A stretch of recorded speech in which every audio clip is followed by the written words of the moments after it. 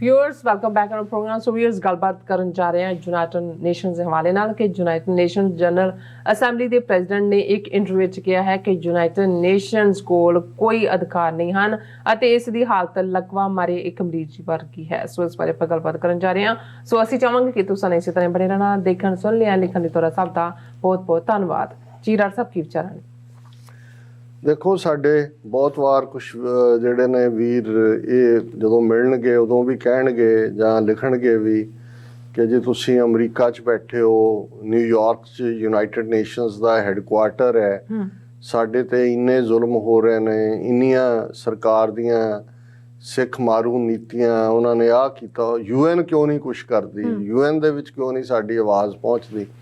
ਔਰ ਅਸੀਂ ਇੱਕ ਡਿਸਕਸ਼ਨ ਵੀ ਕੁਛ ਸਮਾਂ ਪਹਿਲਾਂ ਜਦੋਂ ਡਾਕਟਰ ਇਕਦਾਰ ਕਰਾਮਤ ਚੀਮਾ ਇੱਥੇ ਆਏ ਔਰ ਉਹ ਕੁਦਰਤੀ ਜੈਨੋਸਾਈਡ ਡੈਕਲਾਰੇਸ਼ਨ ਦੀ ਐਨੀਵਰਸਰੀ ਸੀ UN ਦੇ ਵਿੱਚ, ਔਰ ਉਹਨਾਂ ਨੇ ਪਹਿਲੀ ਵਾਰ ਸੀ ਕਿ ਸਿੱਖ ਰਿਪਰੈਜ਼ੈਂਟੇਸ਼ਨ ਹੋਈ, ਭਾਵੇਂ ਉਹ ਉਹਨਾਂ ਦੇ ਜਿਹੜਾ ਜੈਨੋਸਾਈਡ ਰੈਪੋਰਟੀਅਰ ਹੈ ਬੀਬੀ ਉਹਦੇ ਰਾਹੀਂ ਹੋਈ। ਅਤੇ ਉਦੋਂ ਵੀ ਇਹ ਅਸੀਂ ਡਿਸਕਸ਼ਨ 'ਚ ਇਸ ਗੱਲ ਨੂੰ ਸਾਹਮਣੇ ਲਿਆਂਦਾ ਸੀ ਕਿ ਪਹਿਲਾਂ ਤਾਂ ਸਾਨੂੰ ਇਹ ਸਮਝਣ ਦੀ ਲੋੜ ਹੈ ਕਿ ਯੂਨਾਈਟਿਡ ਨੇਸ਼ਨਸ ਜਿਸ ਨੂੰ ਕਦੇ UNO ਕਿਹਾ ਜਾਂਦਾ ਸੀ, ਉਹ ਲਫ਼ਜ਼ ਫਿਰ ਡਰੋਪ ਕਰਤਾ ਗਿਆ, ਹੁਣ ਇਕੱਲਾ ਯੂਨਾਈਟਿਡ ਨੇਸ਼ਨਸ ਕਿਹਾ ਜਾਂਦਾ ਹੈ।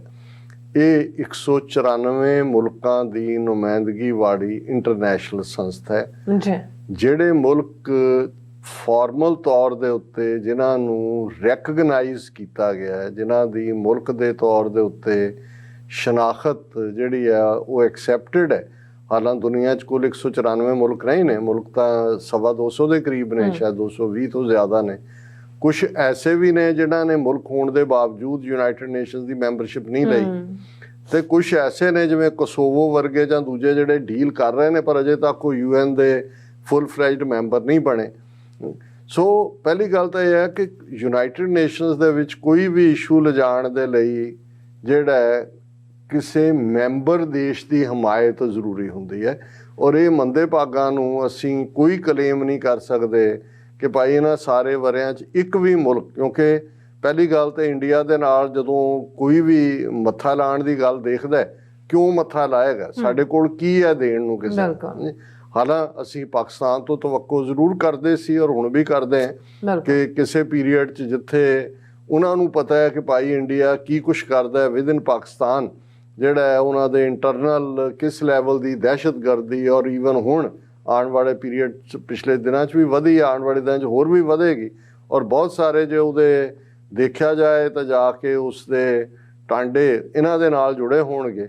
ਲੇਕਿਨ ਪਾਕਿਸਤਾਨ ਦੇ ਵਿੱਚ ਅਜੇ ਤੱਕ ਵੀ ਕੋਈ ਇੰਨੀ ਦਲੇਰਾਨਾ ਲੀਡਰਸ਼ਿਪ ਜਾਂ ਐਗਰੈਸਿਵ ਨਹੀਂ ਆਈ ਕਿ ਜਿਹੜੀ ਸਿੱਖਾਂ ਦੇ ਕੌਜ਼ ਨੂੰ ਵੀ ਓਨ ਕਰੇ। ਕਸ਼ਮੀਰ ਦੀ ਗੱਲ ਉਹ ਕਰਦੇ ਨੇ, ਔਰ ਅਸੀਂ ਤਾਂ ਹਮੇਸ਼ਾ ਕਿਹਾ ਕਿ ਸਾਨੂੰ ਡਿਪਲੋਮੈਟਿਕ ਜੇ ਮਦਦ ਮਿਲੇ ਤਾਂ ਫਿਰ ਸਿੱਖ ਕੌਮ ਬਹੁਤ ਕੁਛ ਕਰਨ ਦੀ ਸਮਰੱਥਾ ਰੱਖਦੀ ਹੈ। ਸੋ ਇਹ ਗੱਲ ਅਸੀਂ ਕਹਿਣਾ ਚਾਹੁੰਦੇ ਹਾਂ ਕਿ ਵੀ ਜਦੋਂ ਤੱਕ ਕੋਈ ਮੈਂਬਰ ਮੁਲਕ 194 ਰੈਕਗਨਾਈਜ਼ਡ ਮੈਂਬਰ ਦੇਸ਼ਾਂ ਦਾ ਕਿਸੇ ਇਸ਼ੂ ਨੂੰ ਅੱਗੇ ਨਹੀਂ ਲਿਜਾਂਦਾ, ਉਹ UN ਦੇ ਵਿੱਚ ਡਿਸਕਸ ਨਹੀਂ ਹੁੰਦਾ। ਪਹਿਲੀ ਗੱਲ ਇਹ ਬੜੀ ਕਲੀਅਰਲੀ। ਹੁਣ ਅਸੀਂ ਯੂਨਾਈਟਿਡ ਨੇਸ਼ਨਸ ਦੀ ਆਪਣੀ ਹਾਲਤ ਕੀ ਹੈ, 194 ਉਹਨਾਂ ਦੇ ਸਿਰ ਦੇ ਉੱਤੇ 5 ਬ੍ਰਾਹਮਣਾਂ ਦੀ ਵੱਡੀ ਪੰਚਾਇਤ ਹੈ, ਜਿਨ੍ਹਾਂ ਨੂੰ 5 ਵੀਟੋ ਬਿਲਡਿੰਗ ਮੈਂਬਰ, ਕਿਉਂਕਿ ਇੱਕ ਯੂਨਾਈਟਿਡ ਨੇਸ਼ਨ ਜਨਰਲ ਅਸੈਂਬਲੀ ਹੈ ਜਿਹਦੇ 194 ਦੇਸ਼ ਮੈਂਬਰ ਨੇ, ਸਾਲ 'ਚ ਸਤੰਬਰ 'ਚ ਇੱਕ ਸੈਸ਼ਨ ਹੁੰਦਾ ਹੈ।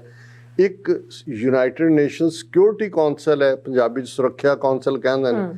ਉਸ UN ਸਿਕਿਉਰਿਟੀ ਕੌਂਸਲ ਦੇ 15 ਮੈਂਬਰ ਨੇ, ਪਰ ਉਹਨਾਂ 15 'ਚ 5 ਬ੍ਰਾਹਮਣ ਨੇ, ਬਾਕੀ ਸ਼ੂਦਰ ਨੇ।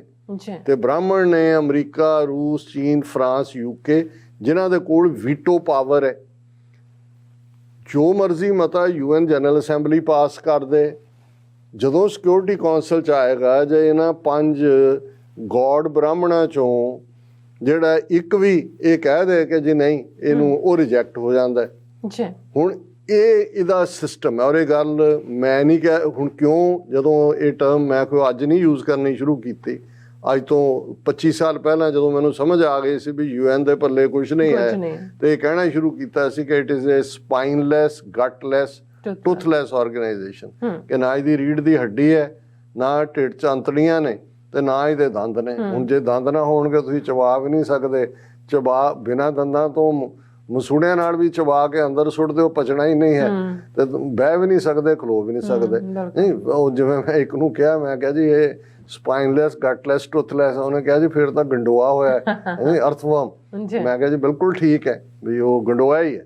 ਹੁਣ ਇਹੀ ਗੱਲ ਜਿਹੜੀ ਅਸੀਂ ਅਬਜ਼ਰਵ ਕੀਤੀ ਕਹਿੰਦੇ ਆ, ਔਰ ਮੈਂ ਉਹਨਾਂ ਲਈ ਜਿਹਨਾਂ ਨੂੰ ਹੋਪ ਹੁੰਦੀ, ਕਿਉਂਕਿ ਅਸੀਂ ਵੀ UN ਦੇ ਵਿੱਚ ਗੱਲ ਹੋਈ ਜਾਂ ਮਤਾ ਆਇਆ ਇਸ ਲਈ ਕਰਦੇ ਹਾਂ ਤਾਂ ਕਿ ਇਹ ਪਤਾ ਲੱਗੇ ਕਿ ਵੀ ਇੰਟਰਨੈਸ਼ਨਲ ਪਲੇਟਫਾਰਮ ਤੇ ਜਦੋਂ ਕੋਈ ਡਿਸਕਸ਼ਨ ਹੁੰਦੀ ਹੈ, ਇਹਦੇ ਬਾਵਜੂਦ, ਔਰ ਅਸੀਂ ਜੇ UN ਸਿਕਿਉਰਿਟੀ ਕੌਂਸਲ 'ਚ ਵੀਟੋ ਨੇ ਕਿਵੇਂ ਦੋ ਮੁੱਦੇ ਜਿਹੜੇ ਯੂਨਾਈਟਿਡ ਨੇਸ਼ਨਸ ਦੀ 73-74 ਸਾਲ ਦੀ ਹਿਸਟਰੀ 'ਚ ਉਹ ਮੁੱਦੇ ਨੇ ਜਿਹਦੇ ਬਾਰੇ ਨਾ ਕਈ ਵਾਰੀ ਇੱਕ ਤਾਂ ਜ਼ਖਮ ਹੁੰਦਾ ਹੈ, ਜ਼ਖਮ ਭਰ ਜਾਏ ਤਾਂ ਉਹਨੂੰ ਅਸੀਂ ਕਹਿੰਦੇ ਜ਼ਖਮ ਹੀਲ ਹੋ ਗਿਆ, ਇੱਕ ਹੁੰਦੇ ਨੇ ਜਿਹਨੂੰ ਕਹਿੰਦੇ ਨੇ ਵੀਪਿੰਗ ਵੂੰਡਸ, ਜਿਹੜੇ ਜ਼ਖਮ ਰਿਸਤੇ ਰਹਿੰਦੇ ਨੇ ਉਹ ਕਦੇ ਵੀ ਠੀਕ ਨਹੀਂ ਹੁੰਦੇ। ਹੁਣ ਉਹ ਜਿਹੜੇ ਦੋ ਵੀਪਿੰਗ ਵੂੰਡ ਨੇ ਜਿਹੜੇ ਕੁੱਲ ਇਨਸਾਨੀਅਤ ਦੇ ਮੱਥੇ ਤੇ ਕਲੰਕ ਹੈ, ਦੋ ਇਸ਼ੂ ਜਿਹੜੇ UN ਸਿਕਿਉਰਿਟੀ ਕੌਂਸਲ ਦੇ ਕੋਲ ਜਦੋਂ ਆਏ, ਉਹ ਇੱਕ ਨੇ ਜਾਂ ਦੂਜੇ ਨੇ ਵੀਟੋ ਕਰ ਦਿੱਤਾ, ਇੱਕ ਫਲਸਤੀਨ ਦਾ ਇਸ਼ੂ, ਇੱਕ ਕਸ਼ਮੀਰ ਦਾ ਇਸ਼ੂ।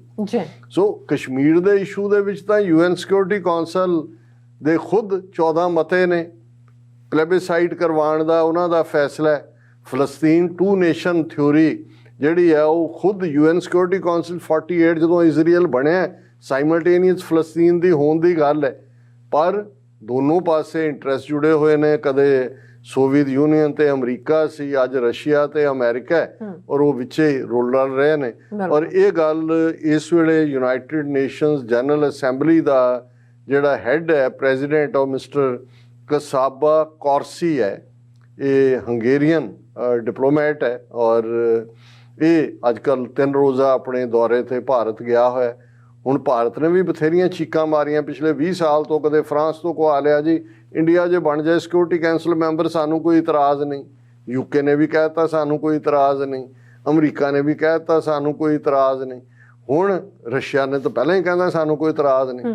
ਹੁਣ ਇਤਰਾਜ਼ ਕਿਹਨੂੰ? ਕਿਉਂਕਿ ਚਾਈਨਾ ਦੇ ਬੈਠਿਆਂ ਜਦੋਂ ਤੱਕ ਸਾਰੇ ਐਗਰੀ ਨਹੀਂ ਕਰਦੇ, ਪਹਿਲਾਂ ਤਾਂ ਰਿਫਾਰਮ ਹੀ ਨਹੀਂ ਬਣੇਗਾ, ਤਾਂ ਵੀ ਰਿਫਾਰਮ ਹੋਏ। ਇੰਡੀਆ ਨੇ ਵੀ ਇੱਕ ਜਿਹੜੀ ਸੰਸਥਾ ਫਲੋਟ ਕੀਤੀ ਸੀ ਬ੍ਰਿਕਸ, ਜਿਹਦੇ ਵਿੱਚ Brazil, Russia, India, China, south Africa, ਹੁਣ ਤਾਂ ਬ੍ਰਾਜ਼ੀਲ ਥੱਲੇ ਨੂੰ ਗਿਆ, ਸਾਊਥ ਅਫਰੀਕਾ, ਉਦੋਂ ਉਹਨਾਂ ਦੀ ਇਕੋਨਮੀਜ਼ ਗਰੋ ਹੋ ਰਹੀਆਂ ਸੀ, ਪੁੱਛਗਿੱਛ ਹੋ ਰਹੀ ਸੀ, ਔਰ ਉਹਨਾਂ ਨੂੰ ਲੱਗਦਾ ਸੀ ਕਿ ਜੀ ਸਾਡੀ ਜਿਹੜਾ ਅਸੀਂ ਮੈਂਬਰ ਹੋਣੇ ਚਾਹੀਦੇ ਆ UN ਸਿਕਿਉਰਿਟੀ ਕੌਂਸਲ। ਇੰਡੀਆ ਨੇ ਕਿਹਾ ਅਸੀਂ ਵੀ ਬਣਨਾ ਹੈ, ਰਸ਼ੀਆ ਚਾਈਨਾ ਨੇ ਕਿਹਾ ਕੋਈ ਨਹੀਂ ਅਸੀਂ ਹੈਗੇ, ਅਸੀਂ ਤੁਹਾਨੂੰ ਉਂਗਲ ਫੜ ਕੇ ਵਿੱਚ ਬਾੜਾਂਗੇ। ਉਸ ਪੀਰੀਅਡ ਦੀ ਗੱਲ ਹੈ। ਹੁਣ ਇਸ ਸਾਰੇ ਦੇ ਹੁੰਦਿਆਂ ਕੋਈ ਰਿਫਾਰਮ ਹੋਇਆ ਨਹੀਂ, ਕਿਉਂਕਿ ਬ੍ਰਾਹਮਣ ਕਦੋਂ ਕਹੇਗਾ ਕਿ ਕੋਈ ਸ਼ੂਦਰ ਬ੍ਰਾਹਮਣ ਬਣ ਜਾਏ ਤੇ ਮੈਨੂੰ ਕੋਈ ਤੁਸੀਂ ਸ਼ੂਦਰ ਦੇ ਰੈਂਕ ਨਾ, ਕਦੇ ਵੀ ਨਹੀਂ ਹੋਏਗਾ। ਹੁਣ ਇਸ ਦੇ ਉੱਤੇ ਇਹ ਜਿਹੜਾ ਮਿਸਟਰ ਕਸਾਬਾ ਕੌਰਸੀ ਜਿਹੜਾ ਗਿਆ ਹੋਇਆ ਇੰਡੀਆ ਦੇ 3 ਰੋਜ਼ਾ ਦੌਰੇ 'ਤੇ, ਉੱਥੇ ਉਹਨੇ ਆਪਣੇ ਇੱਕ ਪ੍ਰੈਜੈਂਟੇਸ਼ਨ ਦੇ ਵਿੱਚ ਕਿਹਾ, ਉਹਨੇ ਕਿਹਾ ਕਿ ਯੂਨਾਈਟਿਡ ਨੇਸ਼ਨ ਸਿਕਿਉਰਿਟੀ ਕੌਂਸਲ ਪੈਰਾਲਾਈਜ਼ਡ, ਕਿ ਸਿਕਿਉਰਿਟੀ ਕੌਂਸਲ ਜਿਹੜੀ ਹੈ ਉਹਨੂੰ ਲਕਵਾ ਮਾਰੇ, ਅਧਰੰਗ ਅਸੀਂ ਕਹਿੰਦੇ ਹਾਂ, ਉਹ ਅਧਰੰਗ ਹੈ। Composition doesn't reflect today's realities. ਹੁਣ ਅੱਜ ਦੀਆਂ ਰਿਐਲਿਟੀਜ਼ ਕੀ ਨੇ? 50 ਤੋਂ ਜ਼ਿਆਦਾ ਮੁਲਕ ਜਿਹੜੇ ਨੇ ਇਕੱਲੇ ਅਫਰੀਕਨ ਕੰਟੀਨੈਂਟ ਦੇ ਨੇ, ਲੇਕਿਨ ਕੋਈ ਵੀ ਅਫਰੀਕਾ ਦਾ ਇਹਨਾਂ 5 ਦੇ ਸਿਕਿਉਰਿਟੀ ਕੌਂਸਲ ਦਾ ਵੀਟੋ ਵਿਲਡਿੰਗ ਮੈਂਬਰ ਨਹੀਂ ਹੈਗਾ ਕਿ ਵੀ ਤੁਹਾਡੀ ਬਿਲਕੁਲ ਦੂਜਾ। ਔਰ ਇਹ ਉਹਨੇ ਖੁਦ ਕਿਹਾ ਕਿ ਬਈ ਜਿਹੜੀ ਹੈ ਕਿ more than 1/3 of UN membership directly address this question. So there is, ਉਹਨਾਂ ਨੇ ਕਿਹਾ ਜੀ ਆ ਰਿਹਾ ਰਿਫਾਰਮ ਦੀ ਗੱਲ UN ਜਨਰਲ ਅਸੈਂਬਲੀ ਨੇ ਵੀ ਕੀਤਾ, ਲੇਕਿਨ ਕਿਉਂਕਿ UN ਸਿਕਿਉਰਿਟੀ ਕੌਂਸਲ ਜਿਹੜੀ ਹੈ ਉਹ ਪੈਰਾਲਾਈਜ਼ਡ ਬਾਡੀ ਹੈ, ਔਰ ਇਹ so composition of UNSC does not reflect today's realities, ਅੱਜ ਦੀ ਸੱਚਾਈ ਨੂੰ ਬਿਆਨਦੀ ਨਹੀਂ। ਫਿਰ ਉਹਨੇ ਕਿਹਾ ਕਿ ਵੀ ਦੇਖੋ ਹੁਣ ਅਸੀਂ ਇਹ ਦੇਖ ਰਹੇ ਹਾਂ ਕਿ ਇਹ security council can not discharge its basic function for a very simple reason. One of the permanent members attacked its neighbour, but because of the veto power security council can not act. ਹੁਣ ਇਹ ਕਹਿ ਰਿਹਾ ਵੀ Russia ਵੀ member ਹੈ UN ਦਾ, Ukraine ਵੀ ਹੈ। ਹੁਣ ਇੱਕ ਮੈਂਬਰ ਉੱਠ ਕੇ ਦੂਜੇ ਦੀ ਟੈਰੀਟਰੀ ਦਾ ਇੱਕ ਹਿੱਸਾ ਖੋਹ ਲੈਂਦਾ, ਈਸਟਰਨ ਉਹਨਾਂ ਦੇ ਪ੍ਰੋਵਿੰਸ, ਲੜਾਈ ਅੱਜ ਵੀ ਚੱਲ ਰਹੀ ਹੈ। ਉਹਨੇ ਕਿਹਾ ਇਹ ਉਹਨਾਂ ਦਾ UN ਜਨਰਲ ਅਸੈਂਬਲੀ ਦਾ ਪ੍ਰੈਜ਼ੀਡੈਂਟ ਕਹਿ ਰਿਹਾ ਕਿ ਅਸੀਂ ਹੈਲਪਲੈਸ ਬੈਠੇ ਹਾਂ, ਕਿਉਂਕਿ ਇਹ ਜਿਹੜੇ ਨੇ ਉਹ ਇੱਕ ਜਿਹੜਾ ਉਹ ਹਮਲਾ ਵੀ ਕਰ ਰਿਹਾ ਪਰ ਉਹਦੇ ਕੋਲ veto and we are helpless. So ਅਸੀਂ ਇਹੀ ਕਹਿਣਾ ਚਾਹੁੰਦੇ ਹਾਂ ਵੀ ਇਸ ਗੱਲ ਦੇ ਉੱਤੇ ਧਿਆਨ ਰਹੇ ਕਿ ਭਾਈ ਅਸੀਂ ਬੇਸ਼ੱਕ ਇਸ ਆਸ ਤੇ ਵੀ ਨਹੀਂ ਹੈ ਕਿ ਸਾਨੂੰ ਕੋਈ ਯੂਐਨ ਨੇ ਆਜ਼ਾਦੀ ਲੈ ਕੇ ਦੇਣੀ ਹੈ।